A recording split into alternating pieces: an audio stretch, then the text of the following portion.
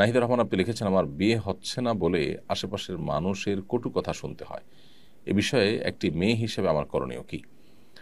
দেখুন, বিয়ে হচ্ছে না বলে কেউ যদি খারাপ কথা বলেন তাহলে সেটা তাদের অজ্ঞানতা, তাদের কুসংস্কারাচ্ছন্ন চিন্তা এবং বিশ্বাসের প্রকাশ, এর বাইরে কিছু নয়।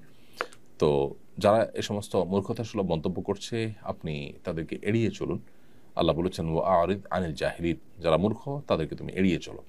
অতএব আপনি তাদেরকে এড়িয়ে চলুন, তাদেরকে ইগনোর করুন এবং সবর করুন। মনে রাখবেন আল্লাহ রাব্বুল আলামিন ধৈর্যশীলদেরকেই কিন্তু অফুরন্ত বিনিময় দিবেন। আল্লাহ বলেছেন ইন্নামা ইউওয়াফাস সাবিরুনা আজরাহুম বিগাইরি হিসাব, নিশ্চয়ই ধৈর্যশীলদেরকে তাদের বিনিময় দেওয়া হবে হিসেব ছাড়া। তো সেই জায়গা থেকে আমরা ধৈর্যশীলতার চর্চা করবো ইনশাআল্লাহ তাআলা। জারিন সোবাহ নূর এডি থেকে লিখেছেন, আপনি বাবা মা বেঁচে থাকা অবস্থায় ভাইয়েরা যদি বোনের সম্পত্তির ভাগ দিতে চায় তাহলে কি তা নেওয়া যাবে? হ্যাঁ, বাবা মা বেঁচে থাকা অবস্থায় যদি ভাইয়েরা বাবা মার যে সম্পদ, বোনদের যে অধিকার আছে সে অধিকার তারা দিতে চান, ডেফিনেটলি সেটা তারা দিতে পারেন। তবে মূলত সেটা হবে তখন গিফট হিসাবে।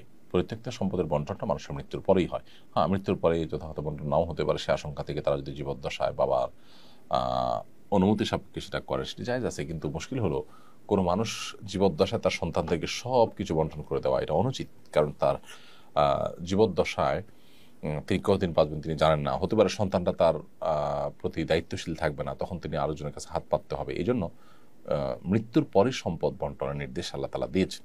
হ্যাঁ, যদি মনে হয় যে পরবর্তীতে বেহাত হতে পারে, তসরুপ হতে পারে, তাহলে প্রয়োজনে তিনি সে সিস্টেম করে দিয়ে গেলেন যে কোরআন হাদিসের আলোকে তার মৃত্যুর পরে সেটি যেন সেভাবে বন্টন হয়। আর জীবদ্দশা দিলে সেটা গিফট হবে। এখন ভাই বোন সবাই যদি একত্র হন, একত্র হয়ে বোনদের যা যা আছে সেটা বাপের সম্পত্তি তারা দিতে চান, তাহলে সেটা গিফট হিসাবে দিবেন। অর্থাৎ বাবাকে উদ্বুদ্ধ করবেন যে আপনার সম্পদ থেকে একটা অংশ আপনি গিফট দেন। গিফট দেওয়ার ক্ষেত্রে সন্তানদেরকে আপনি কোরআন হাদিসের যে বন্টন নীতি আছে সেটার আলোকে দিবেন। ইসরাত জাহান হান্না এর থেকে আপনি লিখেছেন, বিয়ের প্রস্তাবিত পাত্রীর ছবি কি প্রস্তাবিত পাত্রের কাছে হোয়াটসঅ্যাপ বা ইমেলে পাঠানো জায়েজ হবে? যদি সেফ মনে করেন যে তারা এটার অপব্যবহার করবে না, গায়ে মাহারাম বা যাকে দেখানো না জায়েজ তাকে দেখাবে না, তাহলে দিতে পারেন। এবং দেওয়ার সময় অবশ্যই শর্ত দিয়ে দিবেন যে ছেলে কিংবা ছেলে পক্ষের কোনো মেয়ে ছাড়া আর কেউ ওই ছবি দেখবে না, এবং একটা পর্যায়ে দেখার পর সেটি তারা ডিস্ট্রয় করে ফেলবে, ডিলিট করে ফেলবে। এই বিষয়গুলো যদি নিশ্চিত হয়, দেনদার হয়, তাদের কমিটমেন্টের মূল্য আছে মনে হয়, তাহলে দেওয়া যেতে পারে। তা না হলে এটা দেওয়া উচিত হবে না। এরপরে প্রশ্ন করেছেন রুবেল, আপনি লিখেছেন, মা যদি তার সন্তানকে রেখে পরকীয়া প্রেমিককে বিয়ে করে তাহলে মায়ের প্রতি সন্তানের কোনো দায় দায়িত্ব থাকে কিনা? এক্ষেত্রে সন্তানের করণীয় কি? মা যদি তার সন্তানকে রেখে পরকীয়া প্রেম করেন, অবশ্যই তিনি অন্যায় করেছেন, পাপিষ্ট হয়েছেন, অপরাধ করেছেন। কিন্তু তাই বলে সন্তান তার মায়ের প্রতি দুর্ব্যবহার করার অথবা মাকে ভুলে যাওয়ার সুযোগ নেই।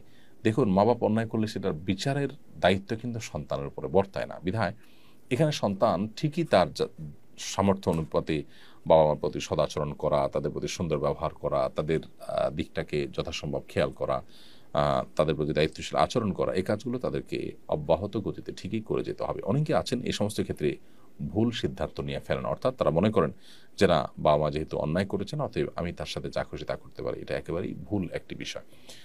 আনিকা তাসনিম আপনি লিখেছেন, মাসিকের সময় মোবাইলে কোরআন তেলাওয়াত করা যাবে কি না? বোন আনিকা, মাসিকের সময় কোরআন কারীমের তেলাওয়াত করার ক্ষেত্রে বেশিরভাগ ওলামা ইকরাম বা জমহুর ওলামা ইকরাম যা আছে তাদের মত হলো যে আপনি এটি করতে পারবেন না। যদিও ইবনে তাইমিয়া রাহিমাহুল্লাহ, ইবনুল কাইয়্যিম এবং পরবর্তী যুগের আরব ওলামা ইকরাম অর্থাৎ সৌদি আরব ওলামা ইকরাম তারা এটাকে জায়েজ বলেন, কিন্তু জমহুর বা সংখ্যাগরিষ্ঠ ইমামদের মত এটি নয়। তাদের মত হলো যে মাসিকের সময় আপনি কোরআন কারীমের তেলাওয়াত করবেন না। ফারজানা সুলতানা লিখেছেন, সবসময় মাথার ভিতর দুশ্চিন্তা কাজ করে, মনে কোনো আনন্দ বা শান্তি পাই না, মনের মধ্যে হতাশা কাজ করে, হতাশামুক্ত জীবনের জন্য পরামর্শ কামনা করছি। বোন ফারজানা সুলতানা, আল্লাহ তাআলা আপনার দুশ্চিন্তা দূর করে দিন। আপনি প্রথমত ভালো কোনো কাউন্সিলর দেখান, কোনো সাইকিয়াট্রিস্ট দেখান। সেই সাথে অনেক সময় এই অহেতুক পেরেশানি জিন রিলেটেড বা রুকিয়া রিলেটেড বিষয়ের কারণে হয়ে থাকে, সেক্ষেত্রে রুকিয়াও করেন। সেই সাথে নবী করিম সাল্লাল্লাহু আলাইহি ওয়াসাল্লামের একটি দোয়া আপনি নিয়মিত পড়ার চেষ্টা করেন, আল্লাহুম্মা ইন্নী আউযু বিকা মিনাল হাম্মি ওয়াল হুজন। আল্লাহ, আমি আপনার কাছ থেকে পেরেশানি থেকে এবং দুশ্চিন্তা থেকে পানাহ চাই, যেটা নবী সাল্লাল্লাহু আলাইহি ওয়াসাল্লাম সবসময় পড়তেন, সেটি পড়তে পারেন। তৃতীয়ত হলো আপনি ভোর রাতে তাহাজ্জুদের সময় উঠে আল্লাহর কাছে চোখের পানি ফেলে কোনো বিশেষ বিষয় যদি আপনাকে আহত করে, অনেক বেশি ডিপ্রেশনে রাখে, সেটির ব্যাপারে আল্লাহর কাছে আপনি সাহায্য চান। দুরূদ এবং ইস্তেগফারের আমল মানুষের দুশ্চিন্তা দূরে অনেক বেশি সহায়ক ভূমিকা রাখে।